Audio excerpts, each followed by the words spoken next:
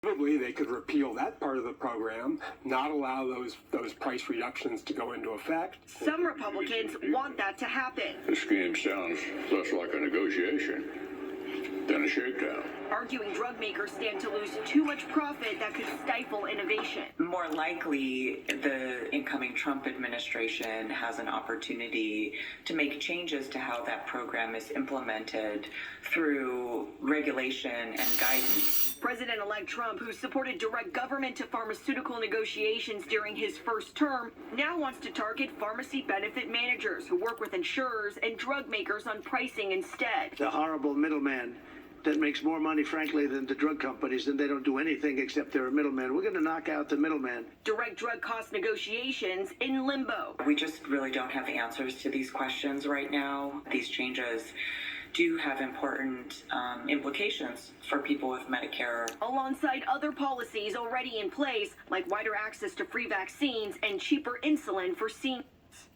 There really is a lot of unknowns at this point.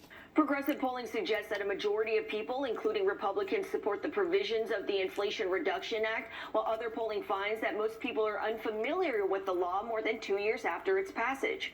In Washington, I'm Amy Liu, KCRA 3 News.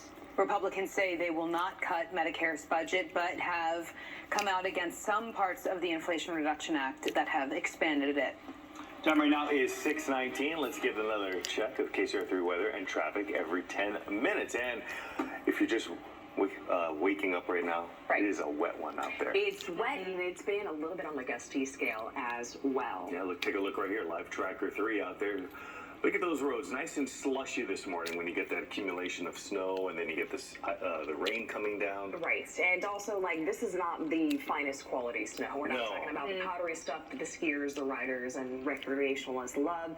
This is, again, like you said, the slushy, kind of heavy, wet stuff up there right now, and most of that snow level has really driven up the hill so far this morning. Of course, yesterday talked about that snow level. That was around 5,500 to 6,000 feet. This morning, it's well above 7,000 feet, and it's been inching upwards so far. You can see that view here on radar within the last hour. Within the last hour, most of the shower activity decreasing in Yuba City and around Sacramento, but still hanging on to some pockets of some light bands of showers down the 50 stretch. If you were commuting, let's say, Cameron Park on up towards Pollock Pines, it's a good steady rain the whole way. You're using those windshield wipers. The same story around parts of the Mother Lode as you get into Calaveras, Amador County, as well as Tuolumne County. Now, hour by hour, we will expect those showers on the decrease. Gray skies expected for this afternoon in the valley, and temperatures in the upper 50s expected. Today in the foothills, plan to have gray skies as well. Very limited, maybe a sliver of sunshine in the afternoon, but overall, your best rainfall is in the morning until about midday. Beyond that, we should see those showers on the decrease. And today in the mountains, look at this. It's starting out the morning again with those temperatures above the freezing mark. Highs today getting into the low 40s, and the whipping wind and that rain that's at lake level expected to be on the decrease later in the afternoon. Still have unsettled periods of weather, though, as we get into the weekend. Here's this framed up for you. Saturday, expect to have a few isolated showers, but a lot of Saturday's actually going to be dry, and that snow level staying relatively high above 8,000 feet. Sunday is an impact day due to more active weather, widespread rain, widespread snow level dropping down to 6,000 feet, and periods of gusty wind to be expected during the day on Sunday. Saturday, this area of moisture continues to kind of pivot a little bit farther to the north.